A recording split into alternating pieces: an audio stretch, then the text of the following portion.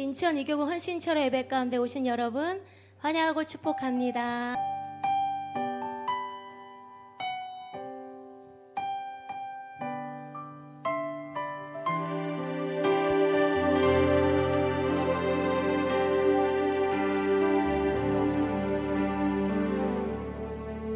이곳에 임하신 하나님 나라 가난한 마음으로 바라보리라. 먼저 그 나라 그 뜻 구하며 나의 삶 드리리. 주님이 맡기신 하나님 나라 믿음의 눈으로 바라보리라. 하늘에 드신 이 땅 가운데 완성될 그 날까지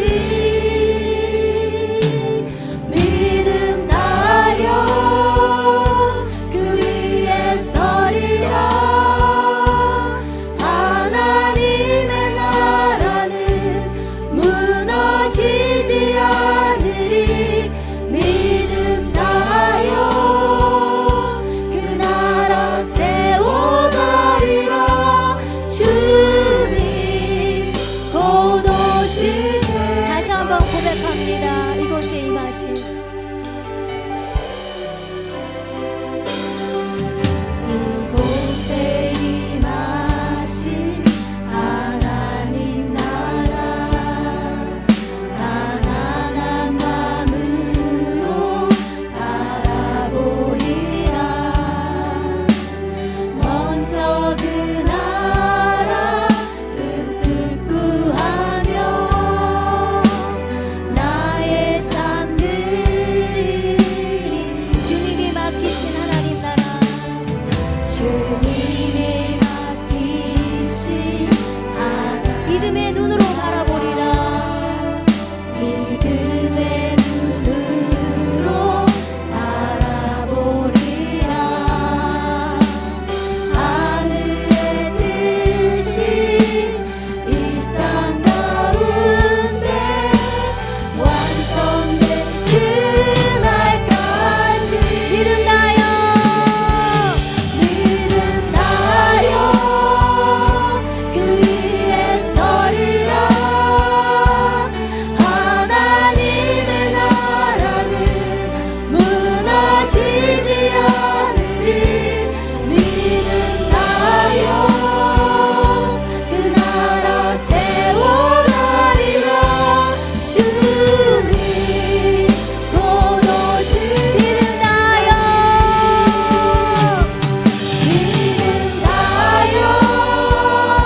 그 위에 서리라.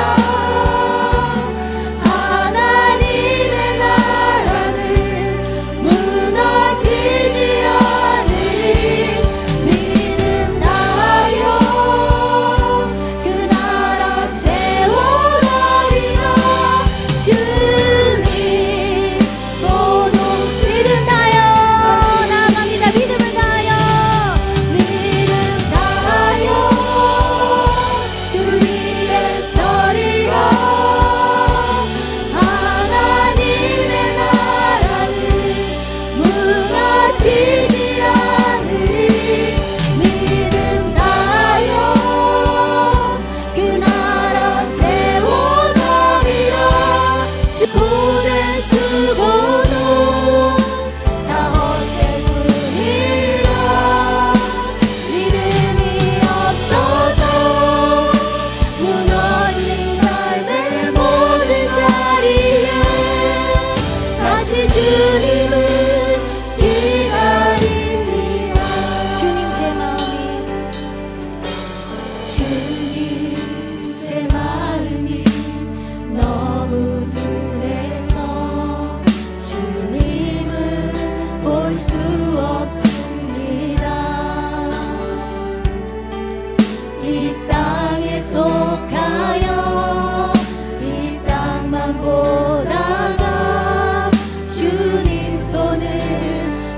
멈췄습니다. 나는 외로웠는데 왜 주저앉게 되었나. 나는 정직이인데 언제부터 내 삶의 주인이 되려버렸나. 믿음이 없이는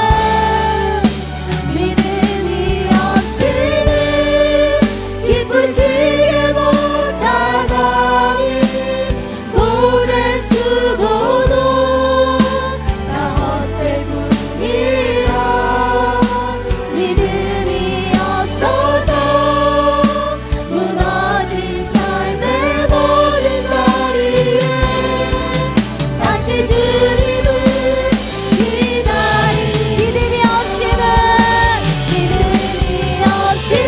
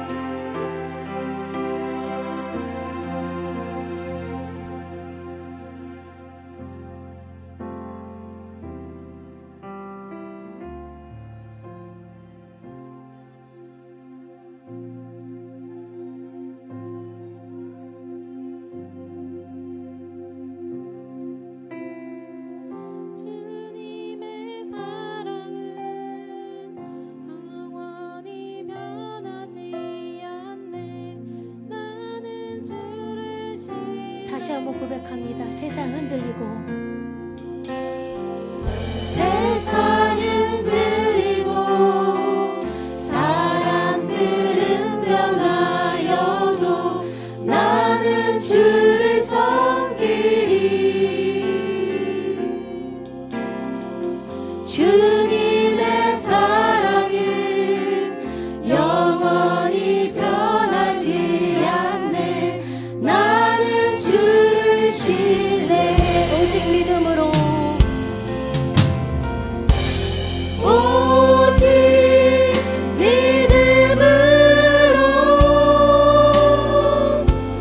믿음으로 내가 살리라. 오직 믿음으로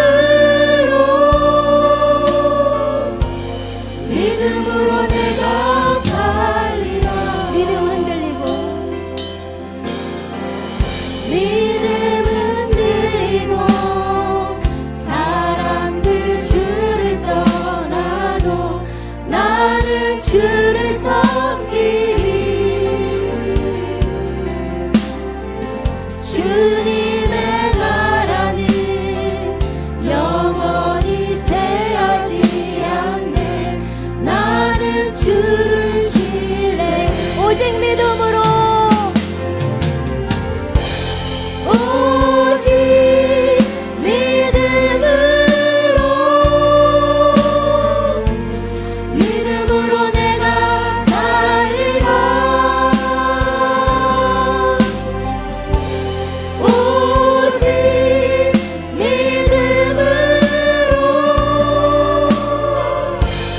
믿음으로 내가 오직 믿음으로 오직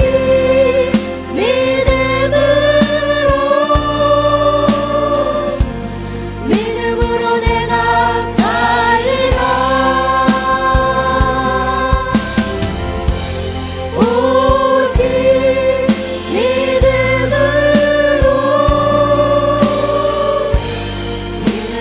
내가 그렇습니다. 주님, 어떤 상황 속에서도 흔들지 않는 믿음으로 살아가길 원합니다. 오직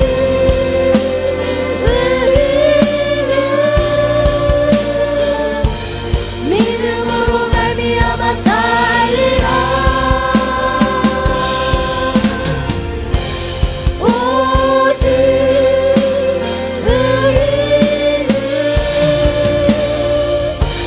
믿음으로 말미암아 살리라. 오직 믿음으로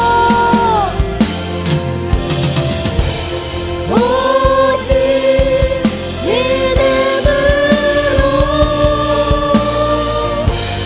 믿음으로 내가 살리라. 오직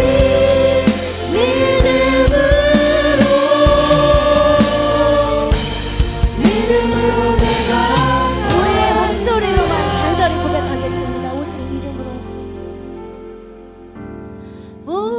오직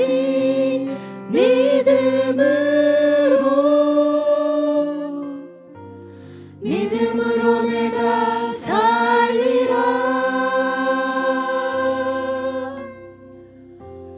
오직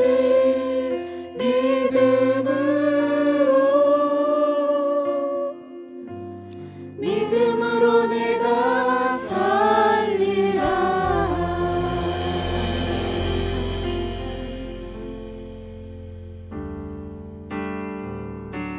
전능하사 천지를 만드신 하나님은 내가 믿사오며 그 외아들 우리 주 예수 그리스도를 내가 믿사오니.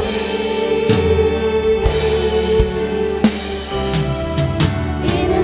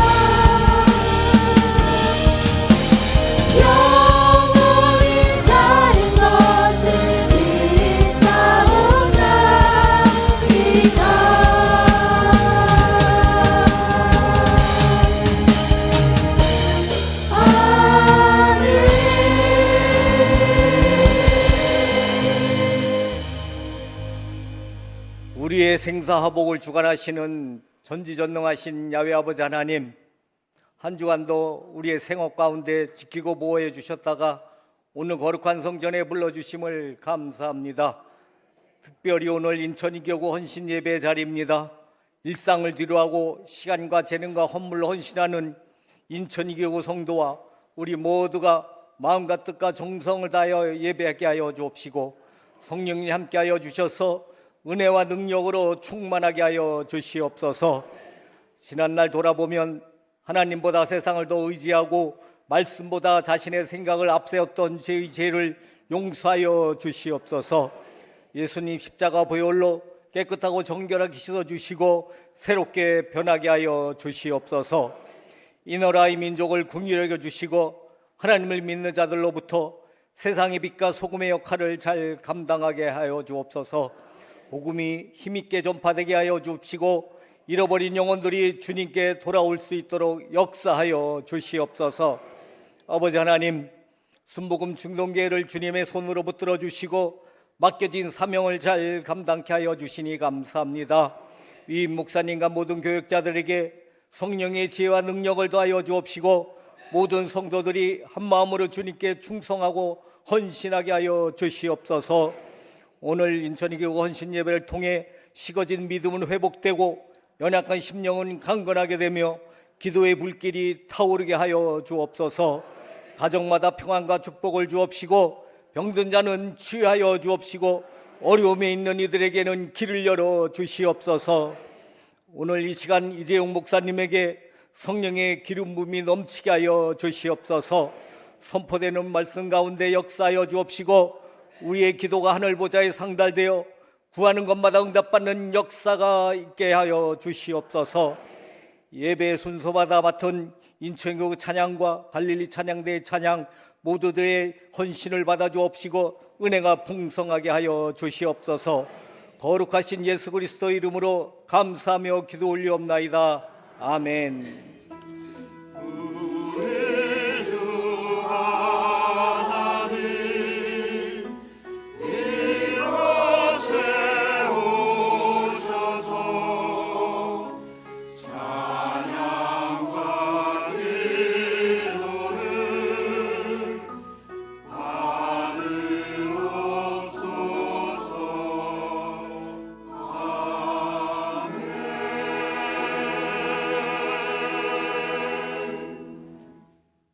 이 시간 은혜 받으실 하나님의 말씀은 신약 성경 히브리서 11장 17절에서 21절의 말씀입니다.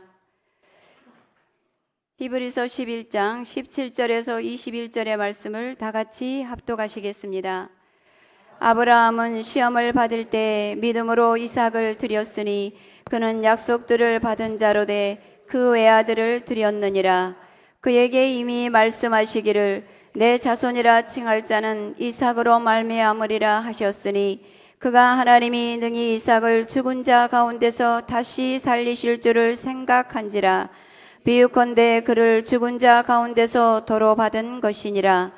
믿음으로 이삭은 장차 있을 일에 대하여 야곱과 에서에게 축복하였으며 믿음으로 야곱은 죽을 때에 요셉의 각 아들에게 축복하고 그 지팡이 머리에 의지하여 경배하였으며 아멘.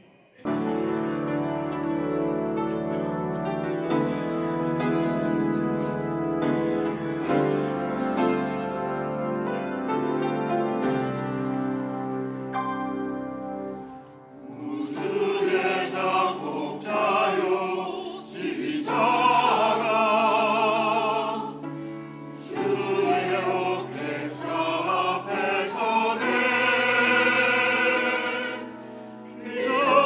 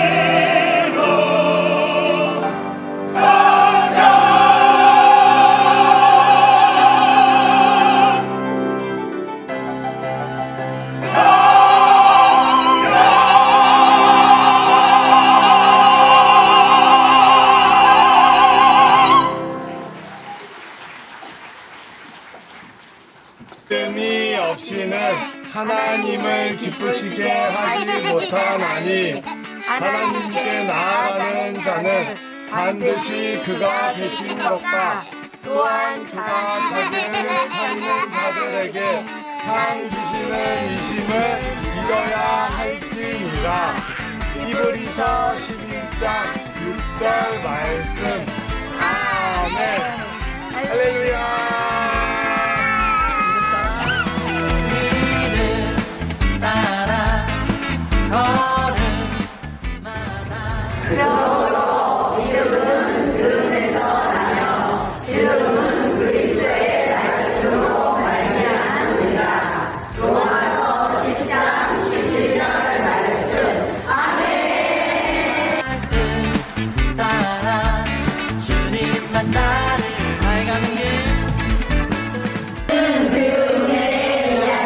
믿음으로 말미암아 구원을 받았으니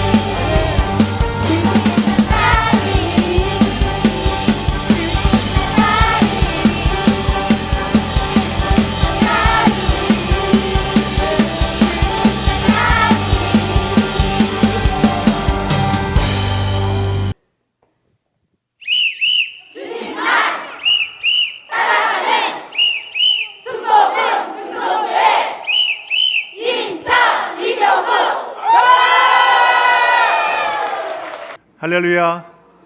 아멘. 오늘도 복된 날입니다. 오늘도 좋은 날입니다. 비록 밖에는 비가 오고 있지만 우리 마음 가운데에는 주님이 함께 하시기 때문에 우리가 기쁘고 감사한 날이 되게 되는 것입니다.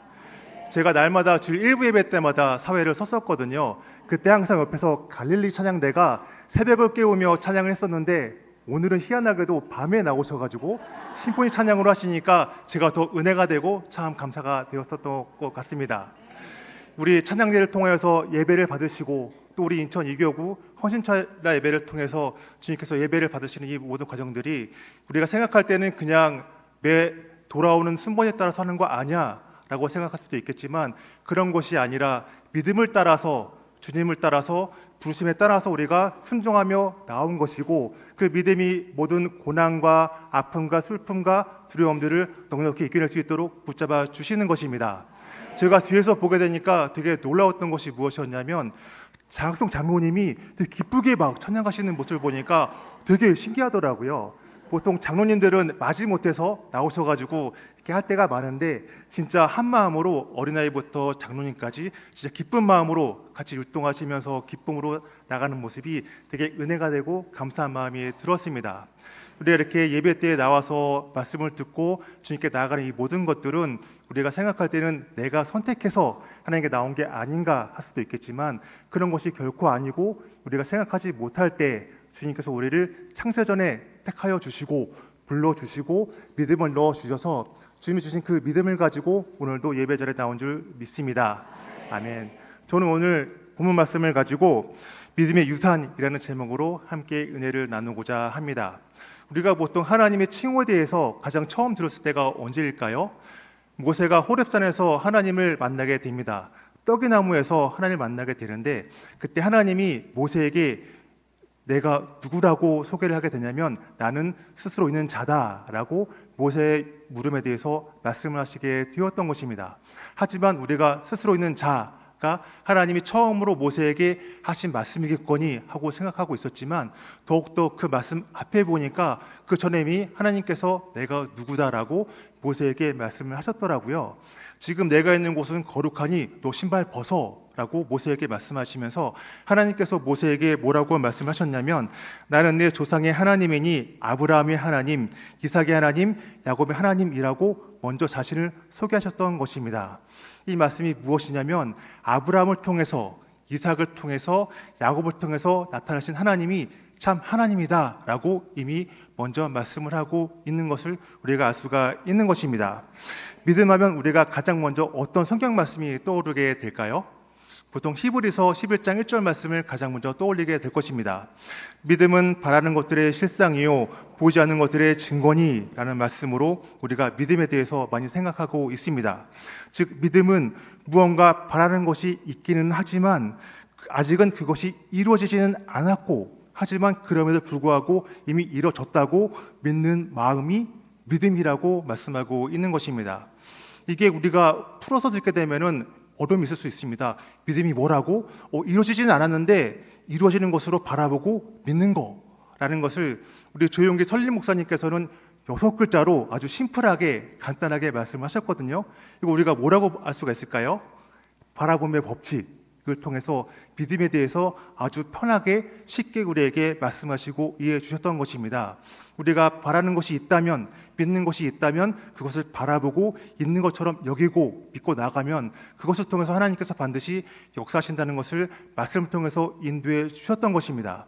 따라서 조영기 목사님이 어떤 언론사하고 인터뷰를 할 때 기자가 물어보았다고 하더라고요.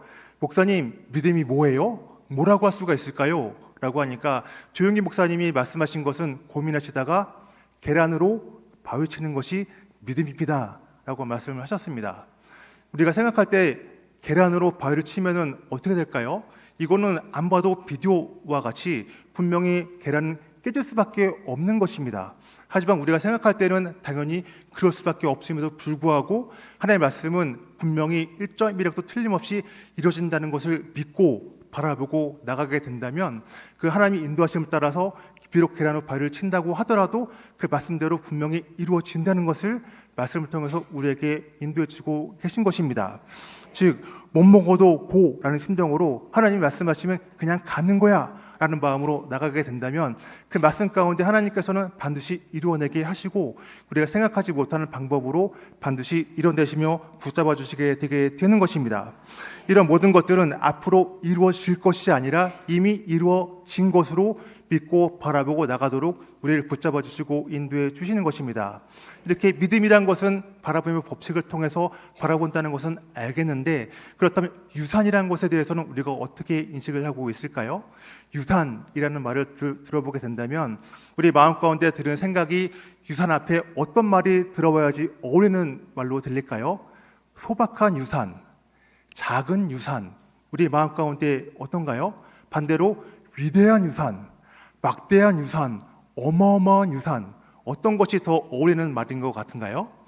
보통 우리는 유산하게 된다면 크고 좋은 거, 아주 괜찮은 거라는 식으로 생각하면서 유산에 대해서 인식을 하고 있고 기대하는 마음이 있습니다. 그렇다면 믿음의 유산을 성경을 통해서 어떻게 계시를 하셨는지 우리가 한번 알아볼 필요가 있게 되는 것입니다.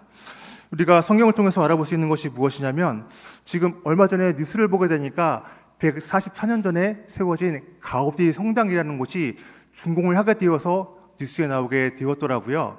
지금 나오고 있는 곳이 가우디 성당이라고 하는데요. 그 이름은 사그라다 파밀리아 성당이라고 합니다.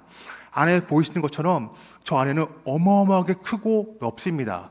또 높이가 무려 172.5m라고 해가지고 세계에서 가장 큰 성당으로 기네스북에 등재가 되었다고 하더라고요.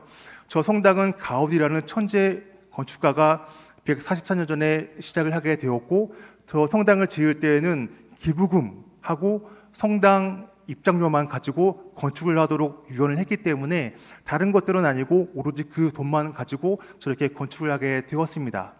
저곳이 어느 정도냐면 저곳에 들어갔던 사람들은 그 장관 앞에, 장엄함 앞에 내가 압도되어지고 그동안 불교를 믿던 사람도 저 앞에선 하나님 아버지 하는 마음이 나올 만큼 신앙심이 고취가 되고 나도 모르게 주님을 바라보게 된다고 하더라고요. 이와 같이 믿음의 유산이 저렇게 어마어마한 큰 성전을 통해서 피라미드라든가 만리장성과 같이 크고 큰 건물들을 통해서 하나님께서 우리에게 믿음의 유산을 가지고 이어가도록 말씀을 하고 있는 것일까요? 그런데 우리가 생각하는 그런 것과는 전혀 반대로 하나님께서는 다른 마음으로 우리에게 인도해주고 계시는 것입니다. 히브리서 11장에 보게 되면 믿음의 선진들에 대해서 말씀을 하고 있는데요.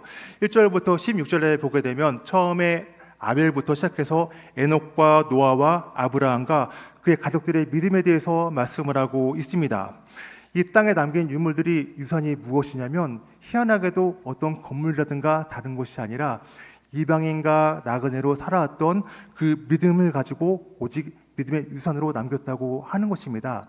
즉 유형 보이는 것으로 남긴 것이 아니라 보이지 않는 것을 남겼다고 말씀하고 있는 것입니다.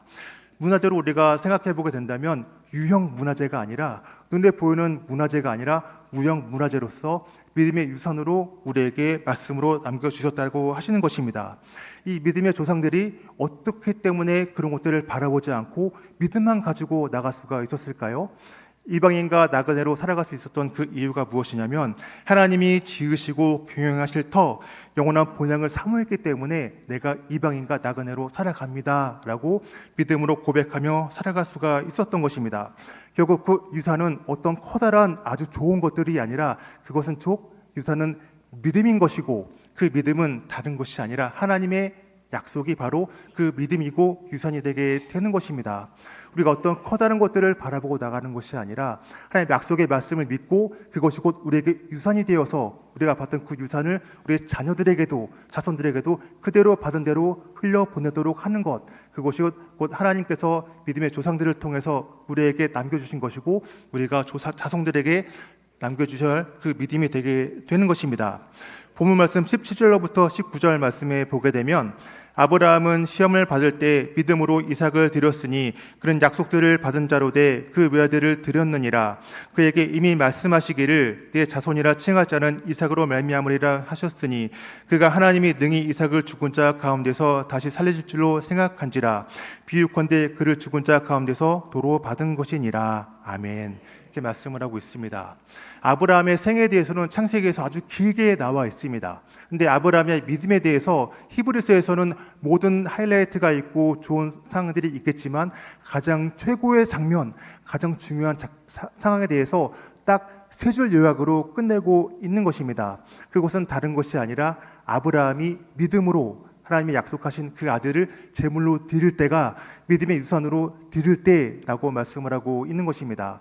아브라함은 우리가 다 알고 있듯이 이삭 아들을 몇 살에 얻었을까요? 100살에 얻었을 것입니다. 우리 자녀분들이 있으신 분들은 다 아시겠지만 내 아이는 눈에 넣어도 아프지가 않을 것입니다. 심지어 100살에 얻었던 아들이기 때문에 그 비에 오게 하면서 정말 사랑하는 마음을 가지고 있었는데 하나님이 약속하시고 주신 그 아들을 하나님께서 줬다 뺏는 거예요.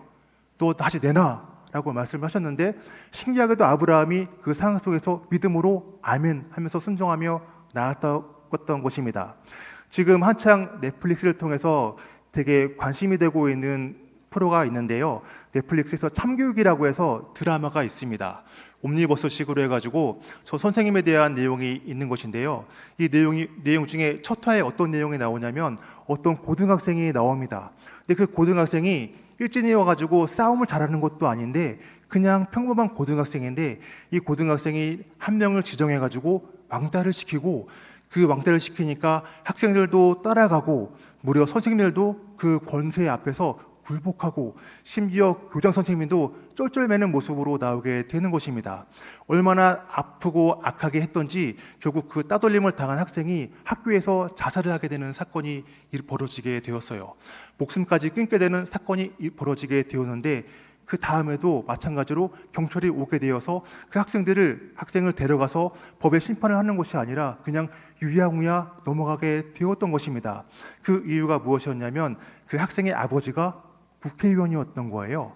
근데 그냥 국회의원도 아니고 유력한 차기 대선 후보가 되는 아주 힘이 있는 국회의원의 아들이었던 것입니다. 그러니까 이 아들을 건드리면 혹시 우리 학교에 피해가 될까 두려워가지고 애들도 그렇고 선생님도 그렇고 다들 쫄쫄매고 있게 되는 상황이 되었던 거예요. 이 상황 속에서 마법과 같이 교권 보호구역이라고 해서 저 감독관이 등장해가지고 모든 것들을 판타지처럼 싹싹 해결하는 상황이 통쾌하게 그려졌기 때문에 지금 뉴스를 통해서 전 세계적으로 흥행이 되고 있게 되는 것입니다. 근데 이 감독관이 아버지에게 찾아갔더니 아버지가 그러냐고 우리 아들 제가 잘못 가르쳤습니다 라고 거기 앞에 무릎 꿇는 것이 아니라 오히려 반대로 나오는 거예요. 아비는 자식한테는 어떤 짓이든지 합니다 라는 마음으로 자식이 못됐다고 하더라도 그냥 내가 품고 갑니다. 상관없습니다라는 마음을 가지고 나가게 되는 것입니다.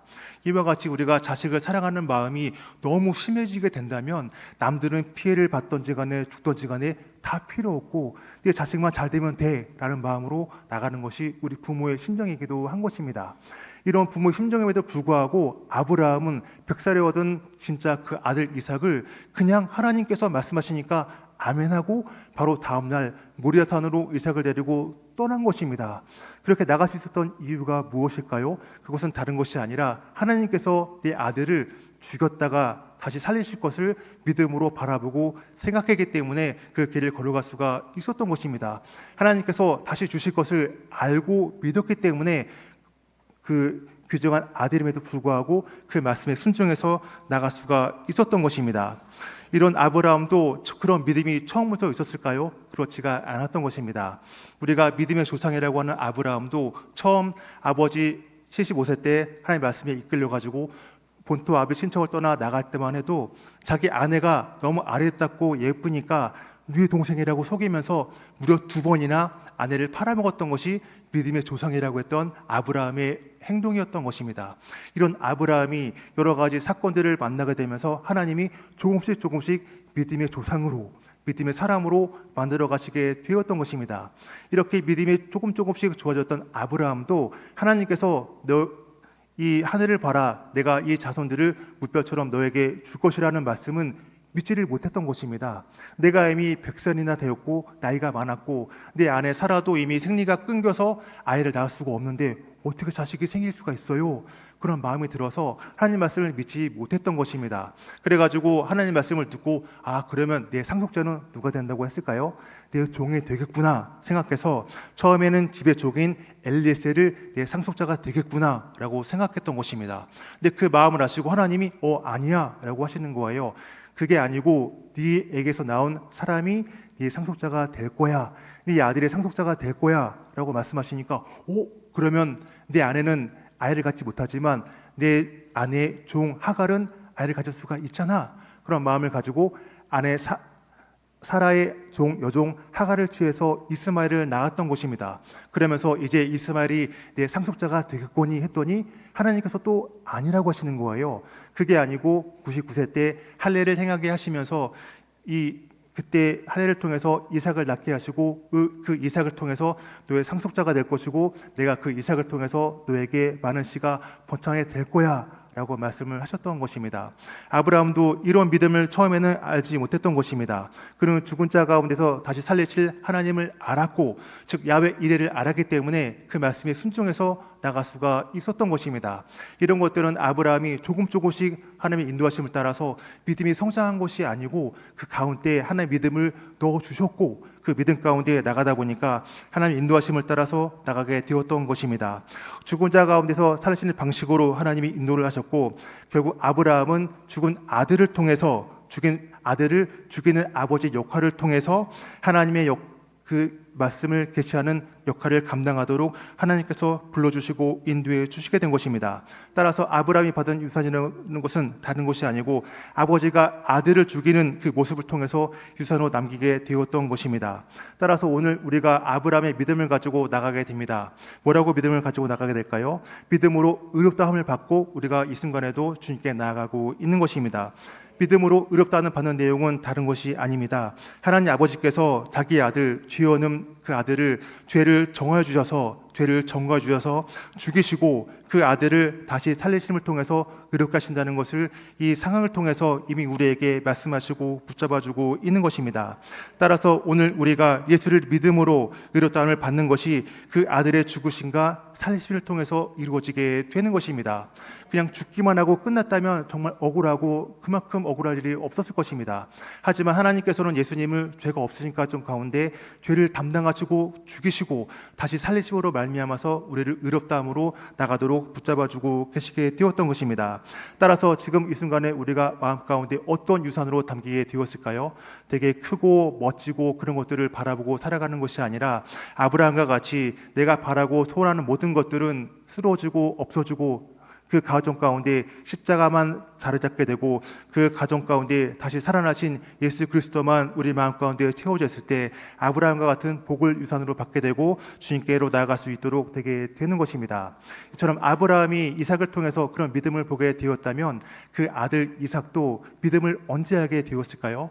우리가 생각할 때는 이삭은 큰 고생을 하지 않았으니까 하나님 인도하심을 따라서 금방 배웠거니 했을 수 있겠지만 이삭도 하나님의 그 복음 믿음을 알기까지는 죽기 바로 직전에서야 알게 되었던 것입니다.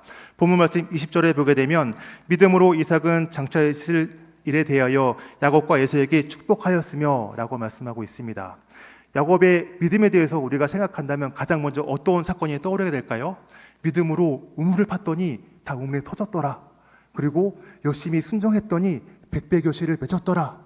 이런 것이 믿음의 유산으로 나온 것이 아니라 그런 모든 것들을 해가지고 한 줄 요약으로 딱 하나만 콕 집은 것이 히브리서에서 말씀하신 믿음의 내용이 다른 것이 아니라 이삭이 아들 야곱과 에서를 축복하는 것이 믿음의 유산이라고 말씀하고 있는 것입니다. 이런 것은 우리가 생각할 때 이해가 안 되는 것입니다. 어떻게 야곱과 에서를 축복하는 것이 믿음의 유산이 될 수가 있어? 생각이 안 되는 것입니다.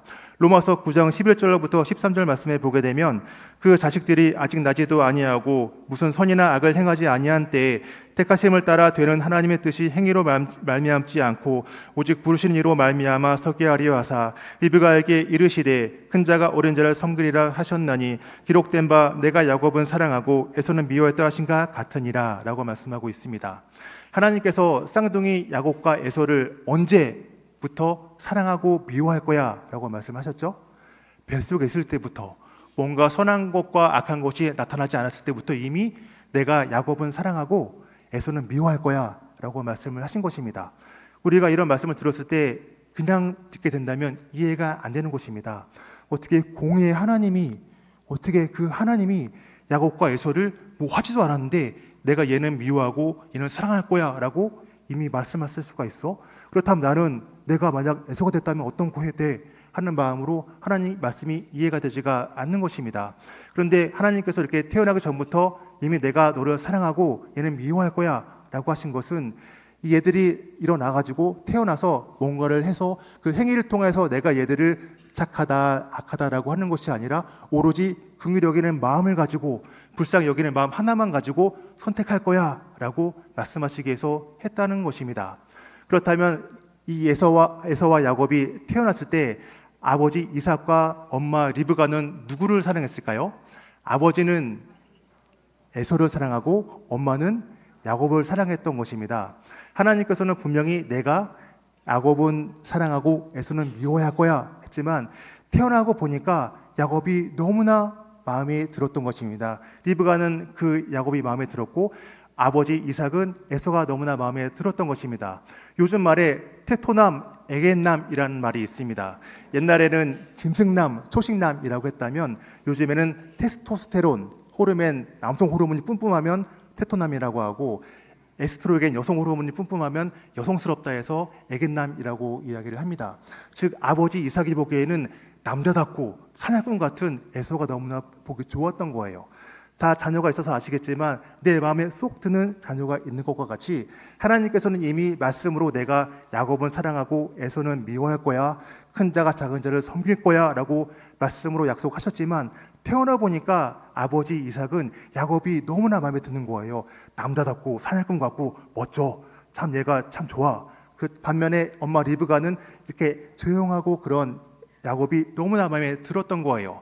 하나님이 내가 이미 택하고 사랑하고 미워할 거야 라고 했지만 아버지 부모님의 마음이 되니까 정작 하나님의 말씀은 온데간데 없고 내가 좋아하는 거 그런 거를 보고 따라갔던 것입니다. 그래가지고 아버지 이삭이 나중에 시간이 흘러서 죽기 직전이 되었을 때 내가 이제 축복하고 죽어야 되겠다. 어떻게 마음을 가졌을까요? 내가 사랑하는 에서한테 짐승을 잡아오게 해가지고 그 고기를 맛있게 뜯어먹고 맛있게 먹고 내가 축복을 실컷 해주고 내가 죽어야지 그런 마음을 가지고 에서에게 슬쩍 불렀던 것입니다. 근데 아버지 이삭이 야곱을 에서를 사랑한 것과 같이 마찬가지로 엄마 리브가도 야곱을 사랑하고 있었기 때문에 아빠의 그 계략을 다 알고 이미 조치를 했던 것입니다. 우리 가정에서 누가 가장 높을까요? 아버지가 가장이라고 높기는 하지만 결국 아빠도 누구를 따라가게 되더라고요? 엄마 따라가게 되더라고요. 이와 같이 엄마 리브가의 힘을 통해서 아버지가 생각했던 축복권이 엉뚱하게도 야곱 에서가 아니라 야곱에게 흘러가게 되었던 것입니다. 창세기 27장 33절에 보게 되면 이삭이 심히 크게 떨며 이르되 그러면 사냥한 고기를 내게 가져온 자가 누구냐? 내가 오기 전에 내가 다 먹고 그를 위하여 축복하였은즉 그가 반드시 복을 받을 것이니라 라고 말씀하고 있습니다.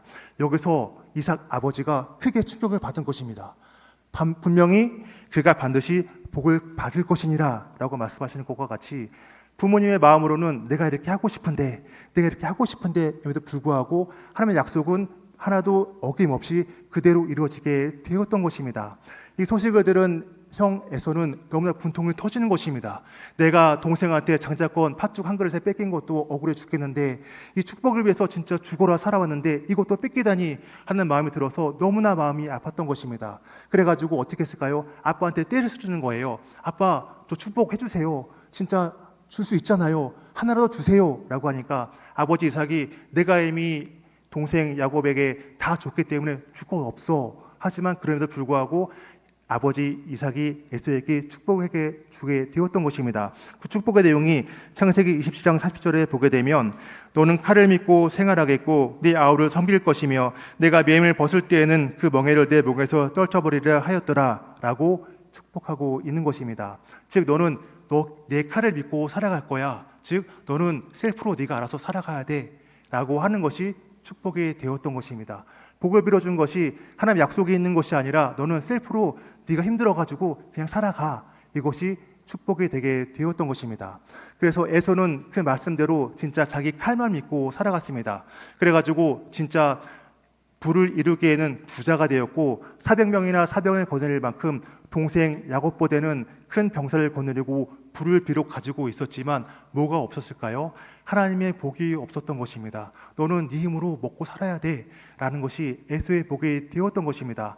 아무리 큰 권세를 가지고 힘을 가지고 있고 재산이 있다고 하더라도 하나님이 함께 하시지 않으니까 에서에게는 그 모든 것이 없는 것과 마찬가지가 되게 되었던 것입니다. 오직 하나님의 약속은 사람의 열심으로 애를 쓰고 노력하고 돌려보려고 아무리 해도 변하지 않고 변개하지 않고 하나님의 약속은 반드시 그대로 이루어진다는 것을 그 이삭을 통해서 축복하는 사건을 통해서 말씀하고 있는 것입니다. 그런즉 로마서 9장 16절에 보게 되면 그너즉 원하는 자로 말미암음도 아니요 아버지 이삭의 원하는 마음도 아니요 다른 박지라는 에서의 그 자로 말미암음도 아니요 오직 긍휼히 여기시는 하나님으로 말미암음이니라 라고 말씀하고 있는 것입니다. 보면 우리가 아무리 애를 쓰고 노력하고 애걸복걸하고 한다고 하더라도 하나님이 내가 줄 거야 하는 것은 반드시 주시고 내가 안 줄 거야 하는 것은 반드시 안 주게 되게 되는 것입니다. 이 말씀이 있기 때문에 우리가 지금도 소망을 가지고 살아갈 수 있는 것은 하나님의 말씀은 절대 변하지 아니하시기 때문에 우리 마음은 아침 저녁으로 변하고 여러 가지 힘든 것이 있지만 하나님께서는 분명히 말씀하신 것들은 반드시 어떤 일이 있다고 이루신다는 그 믿음이 있기 때문에 우리가 오늘도 소망을 가지고 희망을 가지고 살아갈 수가 있게 되는 것입니다. 다음 21절에 보게 되면 믿음으로 야곱은 죽을 때 요셉의 아들에게 축복하고 그 지팡이 머리에 의지하여 경배하였으며 라면서 마찬가지로 야곱도 딱 한 줄로 이렇게 믿음에 대해서 유산에 대해서 말씀하고 있는 것입니다. 야곱에 대해서도 우리가 되게 많은 사건들이 있었습니다. 그런데 마찬가지로 딱 하나 믿음의 유산에 대해서 말씀하고 있는 것은 아들, 가장 사랑하는 아들 요셉의 아들들 축복할 때를 그때가 믿음의 유산이라고 말씀하고 있는 것입니다. 그 야곱이 어떤 것을 의지해서 나아갔을까요? 지팡이 머리에 의지해서 경배했다고 말씀하고 있는 것입니다. 이 지팡이를 야곱이 언제부터 짓게 되었을까요? 야복강에서 하나님과 씨름하면서 이겼을 때 그때부터 짓게 되었습니다. 야곱이 이스라엘이 되게 되었고 이스라엘이라는 이름의 뜻은 하나님을 이긴 자라는 뜻이 이스라엘입니다. 우리가 생각할 때는 되게 멋있어 보입니다. 하나님과 싸워서 이긴 사람이 이스라엘이니까 이겨먹었다고? 이겼다고? 대단하다고 생각할 수가 있는 것입니다. 하지만 우리가 자녀들을 볼 때 어떻게 생각하고 있을까요? 자녀 이기는 부모가 없다고 해서 항상 자녀에게 져주려고 하는 마음들이 다 있습니다. 그럼에도 불구하고 자녀가 아버지의 여러 가지 생각과 그런 모든 것들을 뿌리치고 끝까지 이겨먹었을 때 주변에서는 으이구 저거 아버지 이겨먹은 놈 하면서 우리가 바라보는 것이지 효자라고 보는 것이 아니라 불효자의 마음을 가지고 나가는 것이 아버지를 부모님을 이긴 자라고 보는 것이 우리의 시선이 되게 되는 것입니다. 이처럼 이스라엘은 야복강에서 하나님을 이겨먹고 그 다음에 위골이 여기 다리뼈가 헌터뼈가 외골되어서 평생을 지팡이를 짚고 살아가는 신세가 되게 되었던 것입니다. 그 야곱이 마지막에 축복했던 그것을 통해서 믿음의 유산이라고 우리에게 말씀하고 있는 것입니다. 요셉이 사랑하는 아들 장남 므낫세와 차남 에브라임을 가지고 아버지 야곱에게 축복하기 위해서 나갑니다. 아버지 야곱이 앞에 서 있고 처음 그 장남 므낫세에게 왼손을 가지고 차남 에브라임은 오른손을 가지고 앞으로 나갑니다.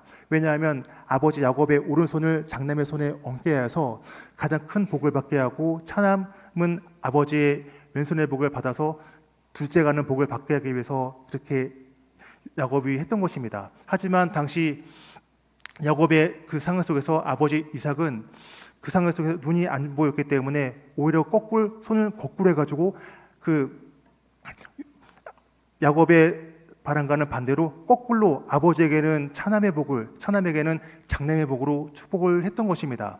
처음에 이걸 보고 야곱은 아버지가 눈이 안 좋아서 잘못하는가 보다 하고 바로 잡아주려고 했더니 아버지께서 야곱이 내가 아니다, 안다라고 하면서 그대로 축복을 하게 되었던 것입니다. 이와 같이 야곱도 아들에게 가장 사랑하는 장남에게 가장 큰 장제의 축복을 주고자 했지만 손을 막 어금 맞춰가지고 다른 축복을 주게 하셨듯이 하나님께서는 우리가 생각하는 모든 것들을 그대로 이루어주시는 것이 아니라 하나님께서 이미 말씀하시고 언약하신 것들을 하나도 남김없이 그대로 이뤄 나가신다는 것을 히브리서 말씀을 통해서 믿음의 선지자들을 통해서 이 말씀이 믿음의 유산이야 하면서 우리에게 말씀하고 있는 것입니다. 이렇게 아브라함과 이삭과 야곱이 만난 하나님은 어떤 하나님으로서 우리에게 만나게 되었을까요? 사람은 다들 자기 뜻과 고집대로 살아가게 되지만 하나님께서 부르시고 택하신 자들에게는 하나님의 뜻만이 그 사람의 삶에서 세워진다는 것을 이렇게 아브라함과 이삭과 야곱을 통해서 그 축복하는 내용을 통해서 우리에게 말씀하고 있는 것입니다. 창세기 47장 9절에 보게 되면 야곱이 바로에게 이르되 내 나그네 길의 세월이 130년이니이다. 내 나이가 얼마 못되니 우리 조상의 나그네 길의 연주에 미치지 못하나 험악한 세월을 보내었나이다 라고 고백하고 있습니다. 130년의 세월을 나그네처럼 살아갔는데 험악한 세월을 통해서 내가 드디어 이제서야 하나님이 누구시라는 것을 알게 되었다고 고백하고 있는 것입니다. 오늘 저와 여러분들이 히브리서에 나타난 믿음의 사람들과 동일하게 믿음의 유산을 받았다면 마찬가지로 동일한 믿음으로 고백을 할 수밖에 없게 되는 것입니다. 만약 지금 이 순간 나타나지 않는다면 10년 후가 될지 혹은 이삭과 야곱과 같이 죽기 일보 직전에 하나님의 말씀을 깨달을지는 모르겠지만 하나님께서는 각 사람에게 반드시 그 정한 때가 되었을 때 하나님이 누구시라는 것을 믿음을 통해서 알 수 있도록 붙잡아 주시고 인도해 주시게 되는 것입니다. 그렇게 되면 하나님께서 약속하신 그 약속의 뜻이 나의 고집과 나의 바람과 소원과는 상관없이 오직 하나님의 뜻과 섭리 가운데 이루어진다는 것을 알고 믿게 될 수 있도록 붙잡아 주시게 되는 것입니다. 이러한 믿음의 유산을 우리가 받게 되었다면 우리도 마찬가지로 이러한 믿음의 조상들처럼 살아갈 수밖에 없게 되는 것입니다. 자기의 주장과 고집이 꺾어지게 되고 하나님의 뜻이 세워지게 되는 것이 바로 믿음의 성도로서 우리가 살아갈 길이 되게 되는 것입니다. 고린도후서 4장 7절에 보게 되면 우리가 이 보배를 질그릇에 가졌으니 이는 심히 큰 능력은 하나님께 있고 우리에게 있지 아니함을 알게 하려 함이라 라고 말씀하고 있습니다. 결국 예수를 믿는다는 것은 자신의 꿈과 계획이 사산이 깨지고 부서져서 하나님의 뜻, 하나님의 보배만이 예수 그리스도만이 오롯이 담기는 그릇으로 세워질 수 있도록 하나님께서 우리를 만들어 가시고 붙잡아 주시게 되는 것입니다. 우리는 땅의 티끌로 만들어지게 되었습니다. 질그릇은 그 자체만으로 아무런 효용이 없는 것입니다. 질그릇 안에 보배인 예수 그리스도가 우리에게 담겼을 때 하나님께서 우리를 창조하시고 후하고 생명의 성령을 불어 넣어주셨을 때 우리가 그 안에 비로소 세워진 것과 같이 우리는 질그릇으로서 죄인으로서 살아갈 수밖에 없게 되지만 예수 그리스도가 우리 안에 담김으로 말미암아 주님께서 우리를 받아주시고 함께하시고 인도해 주시게 되는 것입니다. 이런 자들의 마지막 고백이 무엇일까요? 바로 나의 뜻이 무너지게 되고 주의 뜻으로 세워짐으로 인해서 감사하며 믿음으로 고백하며 나갈 수 있는 믿음으로 세워지게 된다는 것입니다. 이런 고백이 우리의 삶에서 더욱 풍성해지기를 기도합니다. 기도하겠습니다. 거룩하신 하나님 아버지 감사합니다. 오늘도 인천 이교구 헌신철야 예배와 말씀을 통하여서 믿음의 조상들이 남긴 참된 유산이 무엇인지 깨닫게 하시니 감사합니다. 그들은 자신의 이름을 남긴 사람들이 아니라 하나님의 약속을 붙들고 하나님의 뜻이 이루어지는 삶을 살았던 사람들이었습니다. 주님, 우리도 이 믿음의 유산을 이어받은 자들임을 될 수 있도록 잊지 않도록 붙잡아 주시옵소서. 아브라함처럼 죽은 자를 다시 살리시는 하나님을 신뢰하게 하시고 이삭처럼 하나님의 뜻이 반드시 이루어짐을 믿게 하시며 야곱처럼 깨어짐 속에서도 주님만 의지하는 믿음을 허락하여 주시옵소서. 혹시 우리의 삶 가운데 이해할 수 없는 시험과 험악한 세월이 있다면 그 모든 과정 속에서도 하나님께서 선하게 일하고 계심을 믿게 하여 주시옵시고 인천 이교구를 비롯하여서 우리 교회가 세상의 방법을 자랑하는 공동체가 되는 것이 아니라 하나님의 은혜를 자랑하는 공동체가 되게 하시고 다음 세대의 믿음의 유산을 남기는 복된 교구와 교회가 되게 하여 주시옵소서. 우리 안에 담긴 보배 되신 예수 그리스도가 더욱 선명하게 드러나게 하시고 나의 뜻이 아니라 주님의 뜻이 이루어짐으로써 감사하는 삶을 살아갈 수 있도록 인도하여 주시옵소서. 우리 순봉 준동교회를 붙드시고 위임 목사님께 영육간의 강건함을 더하여 주시며 교회 모든 사역 위에 부흥의 은혜를 부어 주시옵소서. 오늘 말씀을 들은 모든 성도들이 주님 한 분만으로 자족하며 매 순간마다 감사와 기쁨이 넘치게 하여 주시옵소서. 모든 영광을 주님께 올려드리며 우리를 구원하신 예수 그리스도의 이름으로 감사하며 기도드립니다. 아멘. 이제 기쁘고 감사한 마음으로 하나님께 감사의 물을 드리겠습니다. 사랑의 하나님 감사합니다. 신실하신 하나님께서 저희를 돌봐주시고 지켜주셨다가 금요철 예배에 나와 하나님께 찬양과 경배드리며 은혜의 말씀으로 마음을 새롭게 해주시니 감사드립니다. 이 말씀 마음판에 새겨 주야로 묵상하는 가운데 하나님만을 신뢰하게 하여 주옵시고 하나님의 선하시고 기뻐하시고 온전하신 뜻을 분별하여 하나님을 사랑하고 이웃을 사랑함으로 그리스도의 향기를 나타내는 삶을 살게 하여 주옵소서. 저에게 일용할 양식과 생활의 필요를 채워주시는 하나님을 찬양합니다. 감사한 마음으로 각종 예물을 올려드립니다. 기쁘게 받아 주옵소서. 감사하신 예수님의 이름으로 기도합니다. 아멘.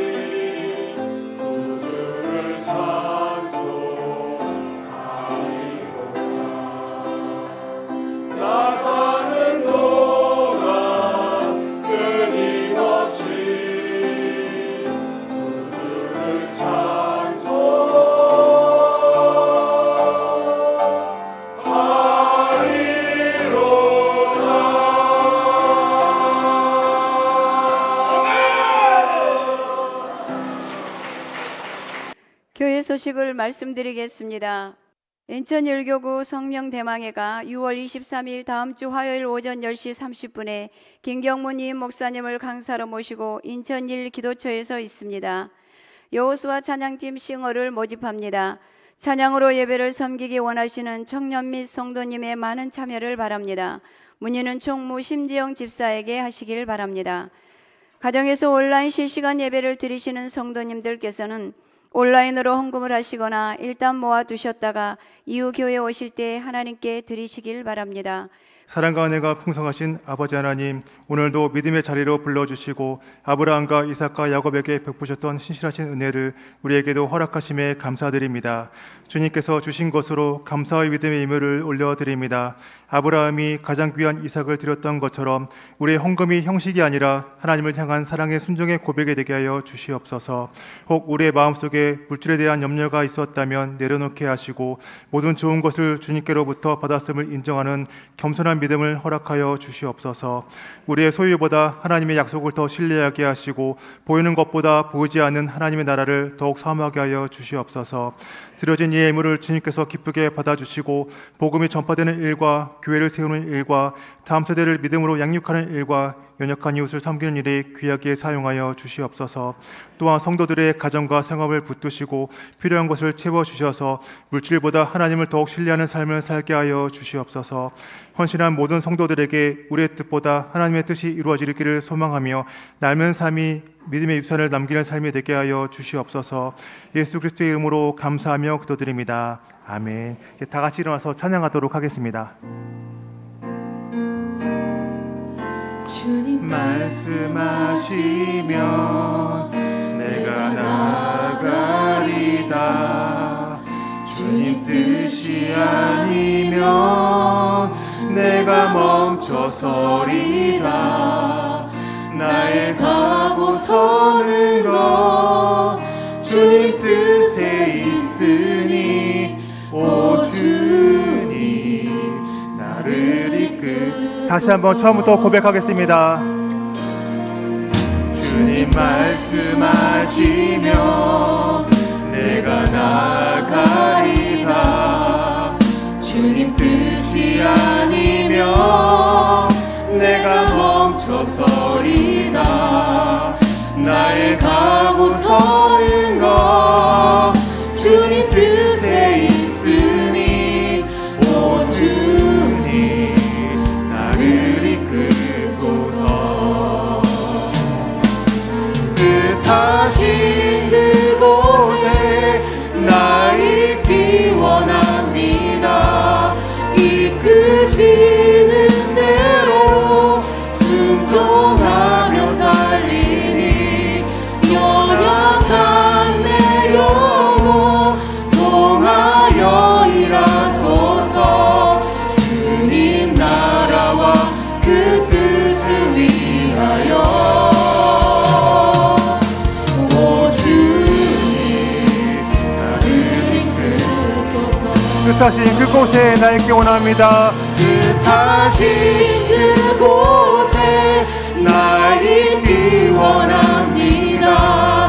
이끄시는 대로 순종하며 살리니 연약한 내 영혼 통하여 일하소서. 주님 나라와 그 뜻을 위하여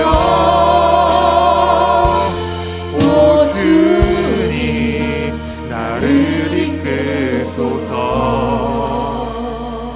사랑과 능력의 주님, 이 시간 통성으로 부르짖은 모든 기도를 들으신 줄 믿습니다.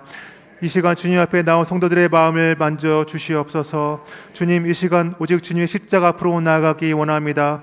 우리 가운데 육신의 연약함으로 고통받는 성도들이 있습니다. 오랜 질병으로 지쳐있는 이들이 있습니다. 병원에서 고통하며 두려움 가운데 있는 이들도 있습니다. 또한 마음의 상처와 깊은 낙심으로 밤잠을 이루지 못하는 영혼들도 있습니다. 주님, 사랑의 힘으로는 할 수 없으나 하나님께서는 능치 못하시었음을 믿습니다. 아브라함이 죽은 자 가운데서도 다시 살리시는 하나님을 믿었던 것처럼 우리도 생명의 주권자 되시는 주님을 의지하며 나아갑니다. 예수 그리스도께서 우리의 죄를 담당하실 뿐 아니라 우리의 연약함과 질고까지 친히 담당하셨음을 믿음으로 믿습니다. 주님, 주의 광선을 비추어 주시옵소서. 머리부터 발끝까지 성령의 손길로 만져주시고 병든 세포와 장기들을 새롭게 하여 주시옵소서. 통증은 떠나가게 하시고 막힌 혈관은 열리게 하시며 굳어진 혈관절은 회복되게 하시고 연약한 심장과 폐와 간과 신장에 강건하게 하여 주시옵소서. 불안과 우울과 염려와 두려움으로 눌려있는 마음들을 평안하게 하시고 깨어진 관계와 상처 입은 감정까지도 주님의 사랑으로 회복시켜 주시옵소서. 특별히 인천 이교구의 모든 가정들을 붙들어 주셔서 병성에는 가족들과 연로하신 부모님들과 치료 중에 있는 자녀들에게도 동일한 치유의 은혜를 허락하시고 붙들어 주시옵소서. 그러나 주님, 우리의 가장 큰 병은 하나님 없이 살고자 하는 완고한 마음이었음을 고백합니다. 우리의 고집을 깨뜨려 주시고 내 뜻이 아니라 주님의 뜻이 세워지는 영적인 회복을 허락하여 주시옵소서. 우리 안에 더욱더 예수 그리스도의 생명이 충만하게 하여 주시옵시고 회복된 삶으로 하나님께 영광 돌리게 하여 주시옵소서. 치료하시는 하나님께 감사드리며 우리의 구원자 되시고 치유자 되시는 예수 그리스도의 이름으로 감사하며 기도드립니다. 아멘. 이제는 우리 주 예수 그리스도의 은혜와 아버지 하나님의 크신 사랑과 성령님의 감동하심과 교통하심과 충만케 하심이 오늘 인천 이교구 헌신철 예배를 통하여서 죽은 자도 다시 살리시는 하나님을 신뢰하며 자기 뜻보다 하나님의 뜻이 이루어짐을 기쁨으로 받아들이고 믿음의 유산을 다음 세대에 전하며 살아가기를 소망하는 모든 성도들과 그 가정과 자녀와 생활과 순복음 중동교회 위에 지금부터 영원까지 우리와 함께 하시기를 간절히 축원하옵나이다. 아멘.